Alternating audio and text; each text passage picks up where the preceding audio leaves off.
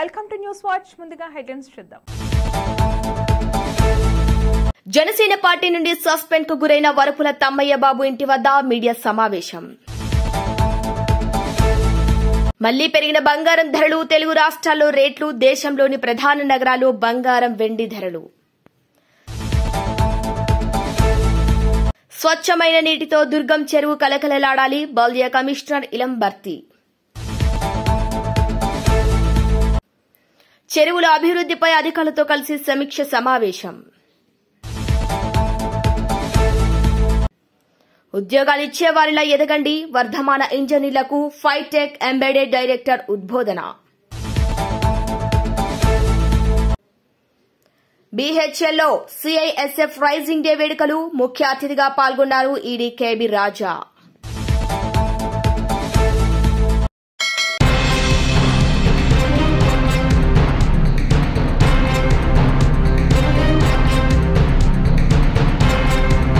తెలుగు రాష్ట్రాల్లో, దేశంలోని ప్రధాన నగరాల్లో బంగారం, వెండి ధరలు ఈ విధంగా ఉన్నాయి. హైదరాబాద్ లో 22 క్యారెట్ల బంగారం ధర 80,510. ఇక 24 క్యారెట్ల బంగారం ధర 87,830గా ఉంది. ఇక విశాఖపట్నం, విజయవాడ నగరాలు 22 క్యారెట్ల బంగారం ధర 80,510 రూపాయలుగా ఉంది. ఇక ఢిల్లీలో 10 గ్రాముల 22 క్యారెట్ల పసిడి ధర 80,660గా ఉంది. ఇక 24 క్యారెట్ల ధర 87,980గా ఉంది. ఇక ముంబైలో 22 క్యారెట్ల ధర 80,510 రూపాయలుగా ఉంది. ఇక చెన్నైలో 22 క్యారెట్ల ధర 80,510 రూపాయలుగా ఉంది. ఇక బెంగళూరులో 22 క్యారెట్ల ధర 80,510 రూపాయలుగా ఉంది. అదేవిధంగా వెండి ధరలు చూస్తే ఏ విధంగా ఉన్నాయో తెలుసుకుందాం. హైదరాబాద్ లో కిలో వెండి ధర 1,07,900 రూపాయలుగా ఉంది. ఇక విజయవాడ, విశాఖపట్నంలో కిలో వెండి ధర 1,07,009 రూపాయలుగా ఉంది. ఢిల్లీలో వెండి కిలో ధర 98,000గా ఉంది. ఇక ముంబైలో కిలో వెండి ధర 98,900 రూపాయలుగా ఉంది. చెన్నైలో కిలో వెండి ధర 1,07,900గా ఉంది. ఇక బెంగళూరులో కిలో వెండి ధర 1,07,900గా ఉంది. ఇక చెన్నైలోని కిలో వెండి ధర 1,07,900 రూపాయలుగా ఉంది. కాగా ఈ ధరలు ఉదయం 6 గంటలకు నమోదైనవిగా గమనించగలరు. ఒకవేళ మీకు బంగారం, వెండి ధరల గురించి లేటెస్ట్ అప్డేట్స్ గురించి తెలియాలంటే ఈ మొబైల్ నెంబర్ కి మిస్డ్ కాల్ ఇవ్వచ్చు. మా ఫోన్ నంబర్ 8955664433.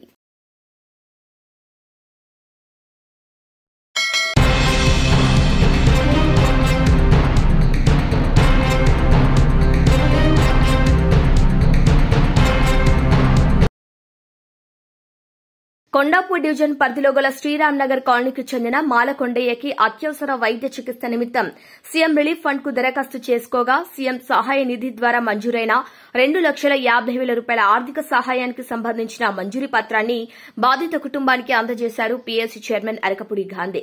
ఈ సందర్భంగా ఆయన మాట్లాడుతూ ప్రజాక్షేమమే ప్రభుత్వ లక్ష్యంగా తెలంగాణ ప్రభుత్వం కృషి చేస్తుందని, సీఎం రేవంత్ రెడ్డి పేదల పక్షపాతి అని అన్నారు. అదేవిధంగా సీఎం సహాయ నిధి నిరంతరం సేవలను అందిస్తూ ఆపదలో ఉన్న వారికి ఆపన్న హస్తంలా ఆదుకుంటుందని, అనారోగ్యంకు గురై ఆర్థిక స్తోమత లేక ఆసుపత్రిలో చికిత్స పొందుతున్న నిరుపేదలకు, అభాగ్యులకు అండగా సీఎం సహాయ నిధి ఆర్థిక భరోసానిస్తుందని గాంధీ తెలిపారు. ఈ కార్యక్రమంలో నాయకులు రఘునాథ్ రెడ్డి, గురుచరణ్ దుబే, చంద్రికా ప్రసాద్ గౌడ్ తదితరులు పాల్గొన్నారు.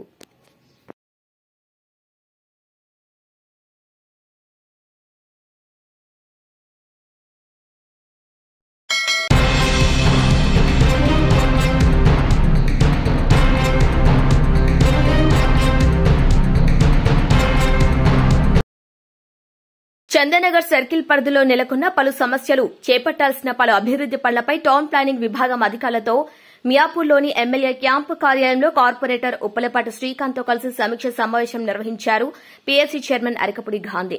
ఈ సందర్భంగా పీఎస్సీ చైర్మన్ గాంధీ మాట్లాడుతూ చెరువులను స్వచ్ఛందంగా దత్తత తీసుకుని సీఎస్ఆర్ నిధులతో అభివృద్ది పనులు చేపడుతున్నామని, చెరువుల సుందరీకరణలో భాగంగా పటేల్ చెరువు, గంగారం పెద్ద చెరువుల న్యాయ చిక్కులు ఏర్పడటం వలన కోర్టు పరిధిలో ఉండటంతో సుందరీకరణ పనులకు ఆటంకం ఏర్పడిందని, త్వరితగతిన న్యాయ వివాదాలు పరిష్కారమయ్యేలా చర్యలు తీసుకోవాలని, డీపీఆర్ వంటి అంశాలు త్వరితగతిన పూర్తయ్యేలా చూసి పనులు ప్రారంభించాలని అధికారులకు తెలియజేశారు.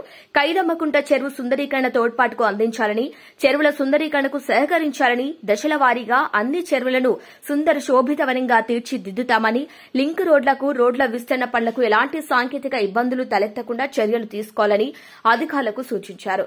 ఈ కార్యక్రమంలో టౌన్ ప్లానింగ్ అధికారులు ACP Nagireddy, TPS Rakesh, surveyor Jagadishwar, ఇతర అధికారులు తదితరులు పాల్గొన్నారు.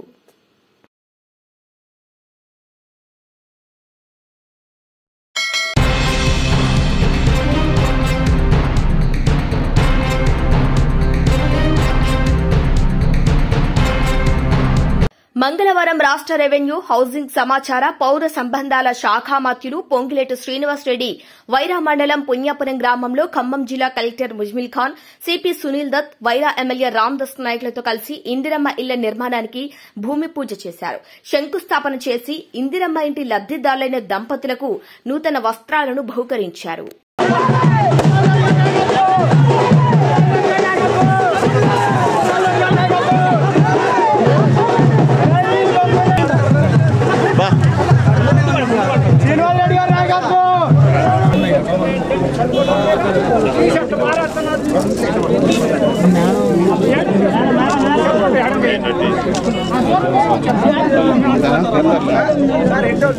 కలెక్టర్ గారు వేసారా, కొబ్బరికాయలు పెట్టారా?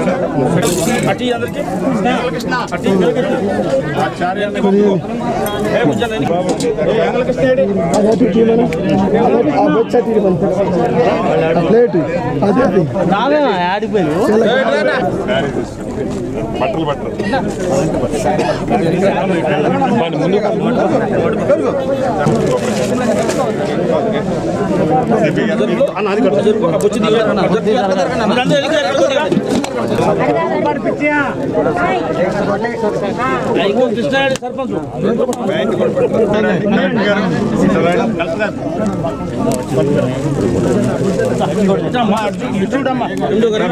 కట్టుకో, ఏమి ఇబ్బంది రాదు. ఫాస్ట్ గట్ ఎంత తొందరగా కడితే అంత తొందరగా డబ్బులు ఇస్తాం.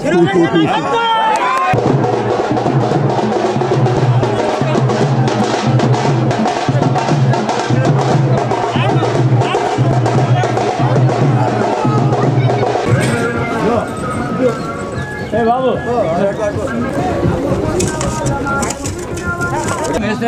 ఇవ్వండి. మూడేమి చూసాను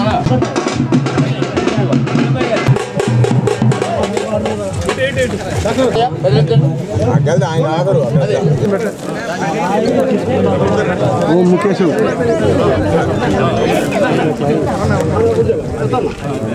ఓం ధ్రువం వేరాజావరణో ధ్రువం దేవో బృహస్పతిః ఓం నమో నమో భవతి ఆనందాః కేతుషా విచక్రే భవం దేవేభ్యో దాత్తే నిర్వాణాసే భవాయు ఓం శాంతి శాంతి విశార్కి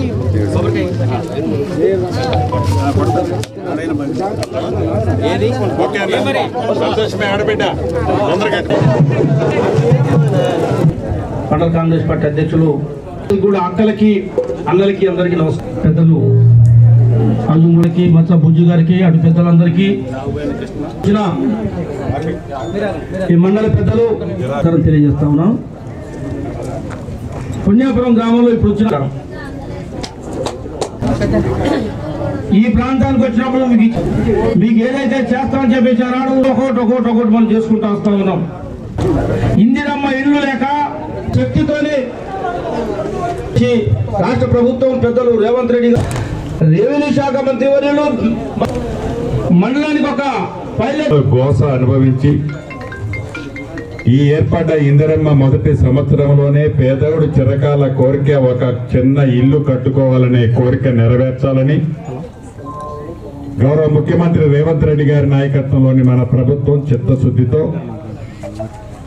మొదటి సంవత్సరం 4,50,000 ఇళ్లు రాష్ట్ర వ్యాప్తంగా ఇస్తూ ప్రతి అసెంబ్లీ నియోజకవర్గానికి 3,500 ఇళ్లు తగ్గకుండా ఎస్సీ ఎస్టీ నియోజకవర్గాలకి మరిన్ని అదనంగా ఇవ్వాలి అని ప్రతి ఇంటికి 5 లక్షల రూపాయల చొప్పున 4 విడతల్లో ఇచ్చే ఈ కార్యక్రమాన్ని జనవరి 26వ తారీఖు నాడు రాష్ట్ర వ్యాప్తంగా అన్ని మండలాల్లో మండలానికి ఒక గ్రామాన్ని ఎన్నుకొని ఆ మండలంలో ఎంతమంది అయితే అర్హులు ఉంటారో, ఎంతమంది అయితే పేదవాళ్ళు ఉంటారో, ఎంతమంది 1000 కళ్ళతో ఒక ఇల్లు కట్టుకోవని ఎదురు చూసే ప్రతి వాడికి ఇల్లిచ్చే కార్యక్రమానికి శ్రీకారం చుట్టి దాంట్లో భాగంగా ఈ రోజు మన పుణ్యపుర గ్రామంలో 108, 109 ఇళ్లు 5.5 కోట్ల రూపాయలు సుమారు ఖర్చుతో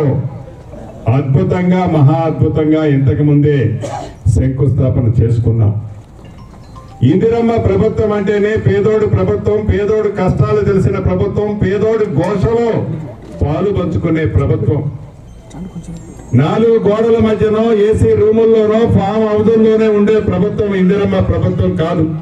ఆనాడు రాష్ట్ర విభజన కంటే ముందు 2004 నుంచి 2014 వరకు మన ఇందిరమ్మ ప్రభుత్వంలో రాష్ట్ర వ్యాప్తంగా ఆనాటి ఉమ్మడి ఆంధ్రప్రదేశ్ లో, ఈనాటి తెలంగాణ రాష్ట్రంలో సుమారు 23 లక్షల ఇందిరమ్మ ఇళ్లు కట్టించిన ఘనత మన ఇందిరమ్మ ప్రభుత్వానికి. ఏ ఊరు పైన, ఏ గ్రామం పైన, ఏ తండా పైన, ఏ గూడానికి పైన, ఏ అడవిలో మారుమూల ప్రాంతంలో 4 ఇళ్లున్నా అక్కడ స్వావేసిన ఇల్లంటూ ఉంటే ఆ ఇల్లు మన ఇందిరమ్మ ప్రభుత్వంలో కట్టిందే. కానీ సాధించుకున్న తెలంగాణ రాష్ట్రం ఏర్పడిన తర్వాత మాయ మాటలు చెప్తూ, అద్భుతాలు చూపిస్తూ, ఇదిగో నీకు డబుల్ బెడ్రూమ్ ఇల్లు ఇస్తున్నాని ఎన్నికలు వచ్చేటప్పుడు బొమ్మలు చూపించిన ప్రభుత్వం ఆనాటి ప్రభుత్వం. ఇందిరమ్మ ప్రభుత్వం అంటే మాటల ప్రభుత్వం కాదు, చేతల ప్రభుత్వం. ఇందిరమ్మ ప్రభుత్వం అంటే పేదవాడి కష్టాలు తెలుసుకొని కష్టాలు నెరవేర్చాలని తపన పడే ప్రభుత్వం మన ఇందిరమ్మ ప్రభుత్వం. దాంట్లో భాగంగా ఈనాడు ఒక పుణ్యపురం గ్రామంలోనే కాదు, మొదటి విడతగా 4.5 లక్షల ఇళ్లు ఇస్తూ ఫౌండేషన్ చేస్తే 1,00,000 రూపాయలు, అదే రకంగా కిటికీ లెవెల్ కడితే 1,25,000, స్లాబ్ వేసిన తర్వాత 1,50,000, మిగిలిన 1,00,000 గృహప్రవేశం టైంలో గ్రీన్ ఛానల్ అంటే ఎవరైతే పూర్తి చేస్తారో ఫౌండేషన్ ఎమ్మటే వాళ్ళకి డబ్బులు పంపించే కార్యక్రమాన్ని చిత్తశుద్ధితో, రాష్ట్ర ఆర్థిక పరిస్థితి ఆనాటి ప్రభుత్వం 7,19,000 కోట్లు అప్పు చేసి ఈనాడు పేదోడు కష్టార్జితంగా సంపాదించిన 6,500 కోట్లు ప్రతి నెల ఆనాటి ప్రభుత్వం చేసిన అప్పుని మన ప్రభుత్వం ఈనాడు కడుతుంది. అయినా కూడా ఎక్కడా తగ్గకుండా ఇచ్చిన మాటలు ఇంకా కొన్ని చేయాల్సిన అవసరం ఉంది. ఇందాక పెద్దన్న అడిగాడు, నిజం, అక్కడక్కడ కొంతమంది రైతులు మిస్ అయిన మాట నిజమే రైతు రుణమాఫీ విషయంలో. కానీ దేశ వ్యాప్తంలో ఏ రాష్ట్ర ప్రభుత్వము ఒకేసారి 22,000 కోట్ల రైతులకి రుణమాఫీ చేసిన సందర్భం లేదు. మన చెప్పడం జరిగింది. ఇది కేవలం ఇళ్ళు ఒకటే కాదు, ఈ ఇళ్ల పైన ఒక కుటుంబ ఆశలన్నీ ఆధారపడి ఉంటాయని ఒక మాట చెప్పడం జరిగింది. ఒక ఇల్లు ఉంటే గానీ ఆ కుటుంబం ఆర్థిక అభివృద్ధికి, పిల్లల చదువుకి, మహిళల అభివృద్ధి కోసం, రేపు పెద్ద పెద్ద ఆశలు పెట్టి పెద్ద పెద్ద పదవులు, పెద్ద పెద్ద పోస్టులు పోవడానికి ఆ ఇల్లు కూడా ఒక పునాదిలాగా ఉంటుంది అనేది ఒక మాట చెప్పడం జరిగింది. మూడోది, లబ్ధిదారులందరికీ సొంత ఇల్లు కట్టుకున్నట్టు ప్రేమతో, ఆశతో ఇల్లు కట్టించాలని అధికారులందరికీ ఆదేశాలు ఇవ్వడం జరిగింది. అద్భుతమైన ఒక స్ట్రక్చర్ ఎలా కట్టాలని చెప్పుకుంటూ అవన్నీ మనం ప్రక్రియను ముందుకు తీసుకెళ్తున్నాం. మన జిల్లాలో ఈనాటికి మార్కౌట్ లో కూడా మనం దాదాపు 3,000 ఇళ్ల పైనకు మనం మార్కౌట్ ఇచ్చుకొని ఉన్నాం. పూర్తిగా మనకున్న టార్గెట్ ప్రకారం కేవలం ఒక వారం లోపల అన్ని మార్కౌట్లు పూర్తి చేసుకుని బేస్మెంట్ల వరకు కూడా మనం కట్టడానికి ఇప్పుడు తయారుగా ఉన్నాం.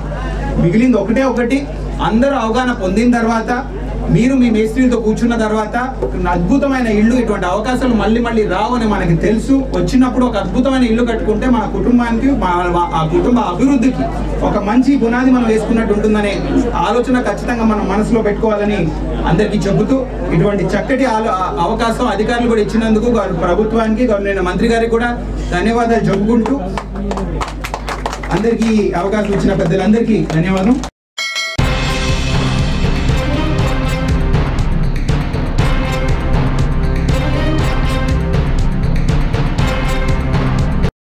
పటాన్చెరు నియోజకవర్గంలో వర్ధమాన ఇంజనీర్లు ఉద్యోగార్థులుగా కాకుండా ఉద్యోగ సృష్టికర్తలుగా ఎదగాలని Phytec embedded sales director Arun Kumar Singh ఉద్బోధించారు. గీతం స్కూల్ ఆఫ్ టెక్నాలజీలో ఈఈసీఈ విభాగం ఆధ్వర్యంలో ఎమర్జింగ్ ఐఈఓటీ ధోరణులు ఆవిష్కరణలు అనే అంశంపై నిర్వహిస్తున్న అధ్యాపక వికాస కార్యక్రమాన్ని సోమవారం జ్యోతి ప్రజ్వలన చేసి లాంఛనంగా ప్రారంభించారు.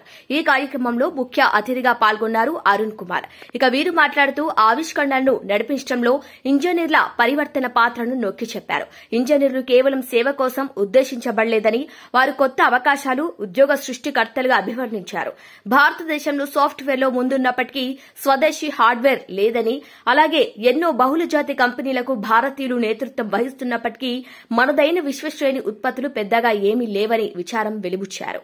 ఇక ఫైటెక్ ఎంబెడెడ్ లో లెక్కలేనని వినూత్న ఉత్పత్తుల రూపకల్పన చేయగల మైక్రో ప్రాసెసర్ యూనిట్లను ఉత్పత్తి చేస్తున్నామని చెప్పారు. కొత్త వాటిని సృష్టించాలని, ఆవిష్కరణలు చేయాలని అభిలాషించే వారంతా తమ దృక్పథాన్ని తక్షణమే మార్చుకుని ఉద్యోగ సృష్టికర్తలుగా ఎదగాలని అరుణ్ కుమార్ ఉద్బోధించారు. ఈ కార్యక్రమానికి అధ్యక్షతన వహించారు. School of technology director professor VR Sastry మాట్లాడుతూ ఫైటెక్ ఎంబెడెడ్ గీతం మధ్య సహకారం ప్రాముఖ్యతను వివరించారు. ఈ భాగస్వామ్యం గీతం విద్యార్థులకు సాంకేతికత బదిలీ, ఇంటర్న్షిప్లు, ప్రాంగణ నియామకాలు మార్గం సుగమం చేస్తుందని వారు అభిలాషించారు.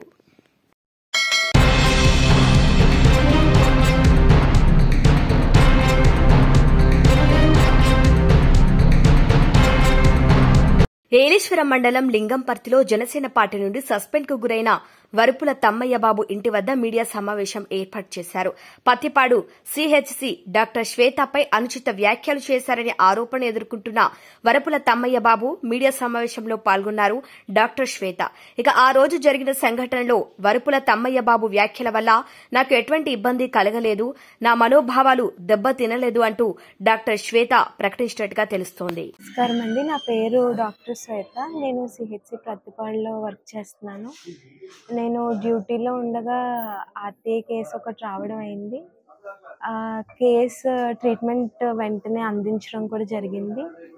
ట్రీట్మెంట్ అయిపోయిన తర్వాత కేసు తాలూకు వాళ్ళు వచ్చి అటెండర్స్ కొద్దిగా ఇబ్బంది పెట్టడం అయ్యింది. వాళ్ళ వరకు నాకు ఇబ్బంది కలిగింది.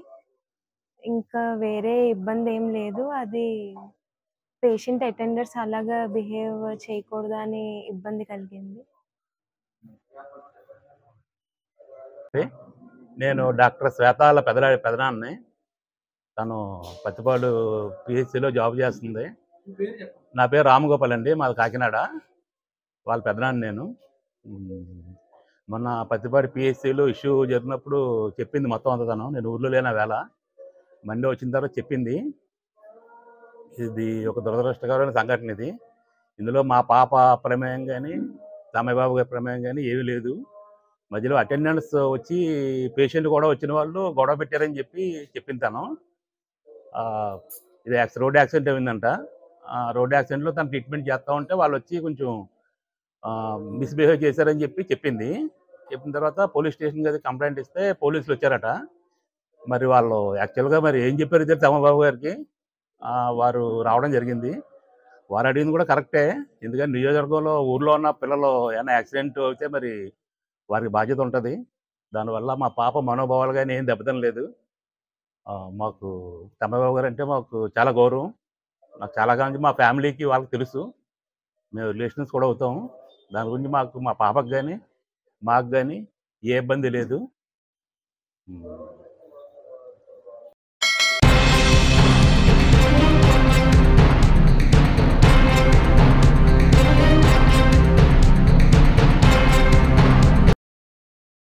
శాసనసభ్యురాలు వరుపుల సత్యప్రభ రాజా ఆదేశాల మేరకు ఏలేశ్వరం టీడీపీ కార్యాలయంలో తెలుగుదేశం పార్టీ సీనియర్ నాయకులు మున్సిపల్ కౌన్సిలర్ బొద్దిరెడ్డి గోపాలకృష్ణ ఆధ్వర్యంలో మహిళా సాధికారతపై మీడియా సమావేశం నిర్వహించడం జరిగింది. ఈ సమావేశంలో గోపాలకృష్ణ మాట్లాడుతూ మాజీ ముఖ్యమంత్రి దివంగత నేత నందమూరి తారక రామారావు రాష్టంలో మహిళల సాధికారత కోసం కృషి చేసిన మహనీయుడు అన్నారు. వారు ముఖ్యమంత్రిగా ఉండగా ఈ రాష్టంలో మహిళలకు ఆస్తి హక్కులో సమాన వాటా లభించిందన్నారు. రాష్టంలో డ్వాక్రా వ్యవస్థను తీసుకువచ్చి మహిళల ఆర్థిక పరిపుష్టి కోసం కృషి చేసిన ముఖ్యమంత్రి నారా చంద్రబాబు నాయుడు అన్నారు. గత వైఎస్సార్సీపీ ప్రభుత్వంలో రాష్ట్రంలో గంజాయి, సారాయి విచ్చలవిడిగా దొరకడంతో రాష్ట్రంలో అనేక మంది మహిళలు ఇబ్బందుల పాలయ్యారన్నారు. గత ప్రభుత్వం మహిళలకు భద్రత కల్పించడంలో వైఫల్యం చెందిందన్నారు. గత ప్రభుత్వం స్కూల్కి వెళ్లే ఆడపిల్లలకు చంద్రబాబు నాయుడు ఇచ్చిన సైకిల్ పథకం కూడా నిలిపివేసిందన్నారు. డ్వాక్రా మహిళల పొదుపు ఖాతాలోని 10,000 కోట్ల రూపాయలను, 2,100 కోట్ల మహిళల అభయహస్తం నిధులను గత జగన్ ప్రభుత్వం దారి మళ్లించిందన్నారు. ఎన్డీఏ కూటమి ప్రభుత్వం 2025-26 వార్షిక బడ్జెట్లో మహిళల కోసం 4,332 కోట్ల రూపాయల నిధులు కేటాయించిందన్నారు. మహిళలు ఆర్థికంగా ఎదిగేందుకు త్వరలోనే ఎన్డీఏ ప్రభుత్వం P4 పద్దతిలో మహిళలు అందరినీ వివిధ వ్యాపారాల్లో, పారిశ్రామిక రంగాల్లో భాగస్వాములు చేస్తుందని గోపి అన్నారు. మహిళల పట్ల సరైన దృక్పథం, నిబద్దత కలిగిన ప్రభుత్వం ఎన్డీఏ ప్రభుత్వం అని అన్నారు.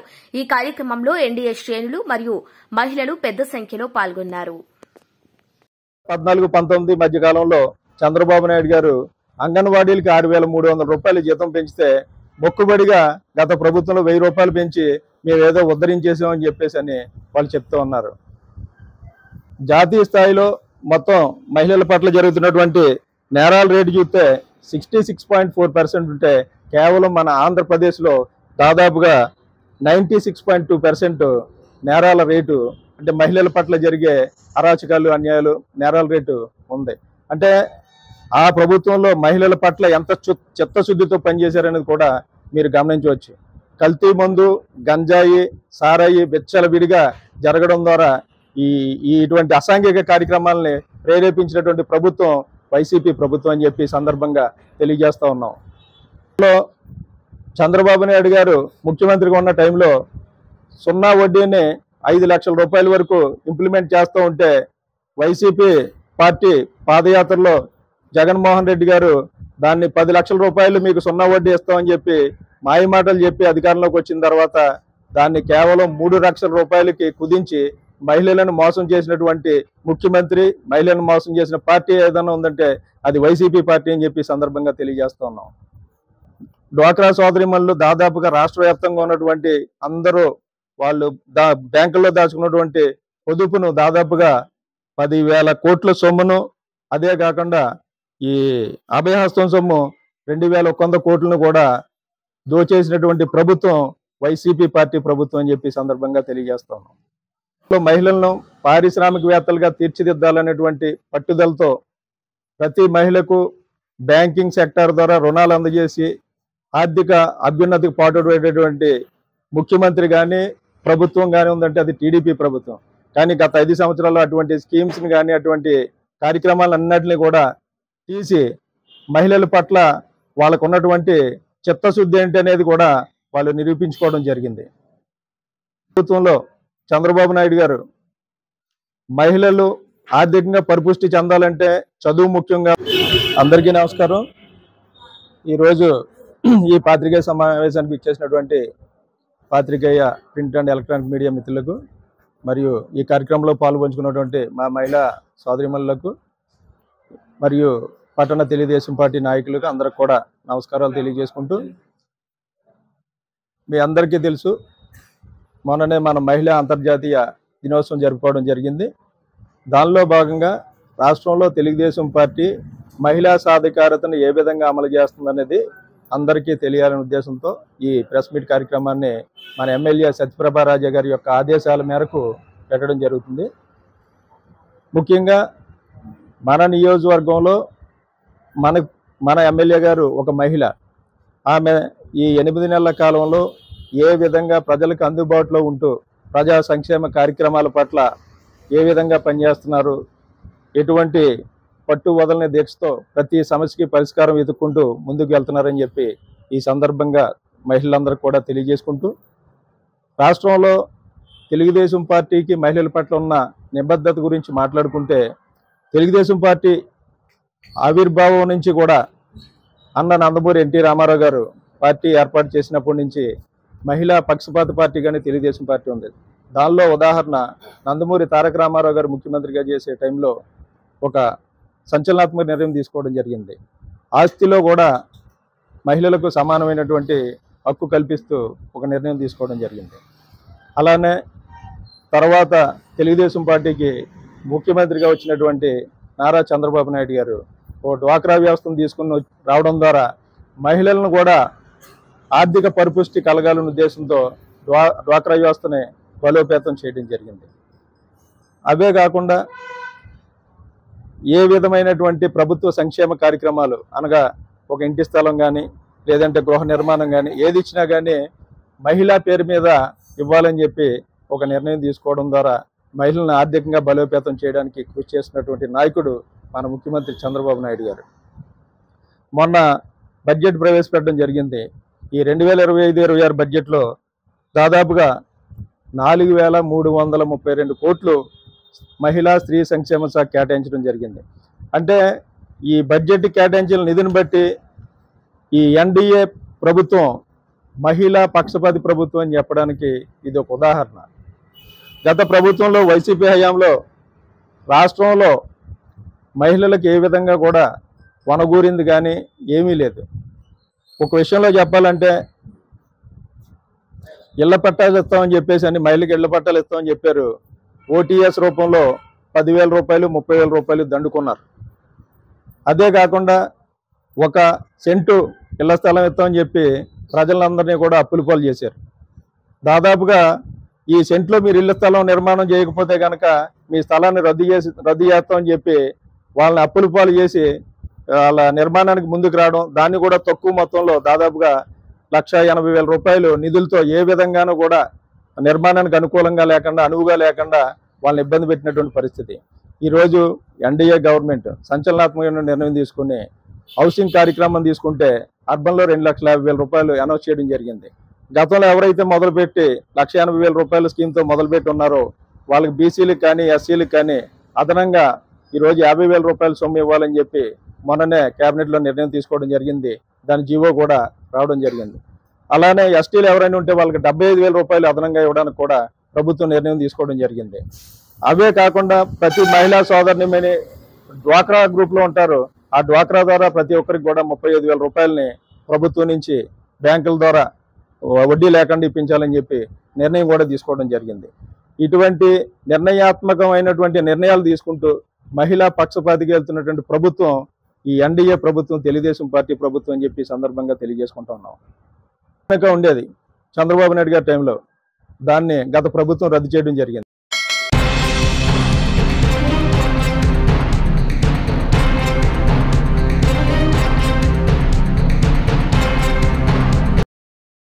షెల్లింగంపల్లి ఐటీ జోన్లో అత్యంత కీలకమైన దుర్గం చెరువును స్వచ్ఛమైన నీటితో కలకలలాడేలాగా తీర్చిదిద్దాలని బల్దియా కమిషనర్ ఇలంబర్తి స్పష్టం చేశారు. చెరువులోకి చేరే మురుగునీటిని పూర్తిగా చెక్ పెట్టి వర్షపు నీరు వచ్చేలా పూర్తిస్థాయి వ్యవస్థను అభివృద్ది పరచాలని అధికారులను ఆదేశించారు. షెల్లింగంపల్లి జోన్ పరిధిలో దుర్గం చెరువును జోనల్ కమిషనర్ ఉపేందర్ రెడ్డి, జలమండలి, ఎస్ఎన్డీపీ విభాగాల అధికారులతో కలిసి కమిషనర్ మంగళవారం పరిశీలించారు. ఈ సందర్భంగా జలమండలి చేపట్టనున్న మురుగునీటి డైవర్షన్ నిర్మాణ పనులపై సంబంధిత అధికారులతో చర్చించారు. ఎస్ఎన్డీపీ ఆధ్వర్యంలో చేపడుతున్న స్ట్రాంగ్ వాటర్ లైన్ పురోగతిని ఆయన పరిశీలించారు. అనంతరం బల్దియా కమిషనర్ ఇలంబర్తి మాట్లాడుతూ మురుగునీటిని దారి మళ్లించేలా పటిష్టమైన డ్రైనేజీల నిర్మాణానికి సమర్థవంతమైన ప్రణాళికను రూపొందించాలని ఆదేశించారు. భవిష్యత్తులోనూ మురుగునీటి పరిణామాన్ని తట్టుకునేలా తగినంత మోతాదులో పైపుల నిర్మాణం చేపట్టాలన్నారు. వర్షపు నీరు స్ట్రాంగ్ వాటర్ డ్రైనేజ్ ద్వారా చెరువులోకి చేరేలా పటిష్టమైన నాణ్యమైన నిర్మాణాలను సకాలంలో పూర్తి చేయాలని ఆదేశించారు. దుర్గం చెరువులో పరిశుభ్రమైన జలాలు నింపి ఆహ్లాదకరమైన పరిసరాలను నగర ప్రజానికానికి అందించేలా పటిష్ట కార్యాచరణతో ముందుకు సాగాలని కమిషనర్ తెలిపారు. పనుల పురోగతిని ఎప్పటికప్పుడు పర్యవేక్షించాలని జోనల్ కమిషనర్, సంబంధిత విభాగాల అధికారులను బల్దియా కమిషనర్ ఎలంబర్తి ఆదేశించారు.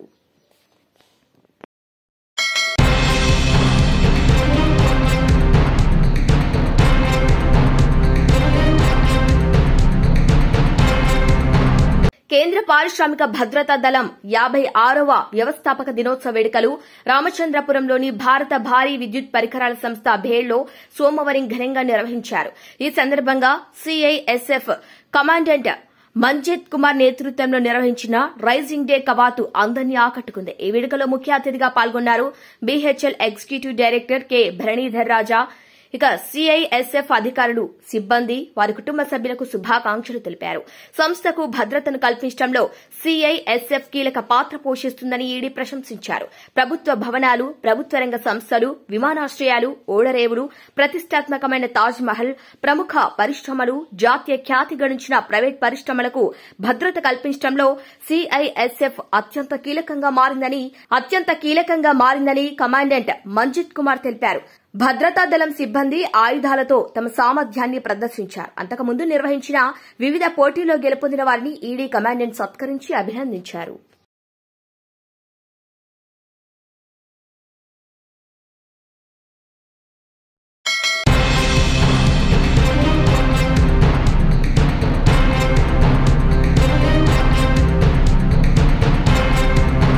బులెటిన్ ముగించే ముందు హెడ్లైన్స్ మరొకసారి.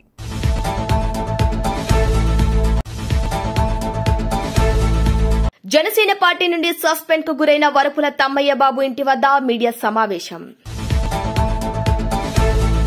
మళ్లీ పెరిగిన బంగారం ధరలు, తెలుగు రాష్ట్రాల్లో రేట్లు, దేశంలోని ప్రధాన నగరాల్లో బంగారం, వెండి ధరలు.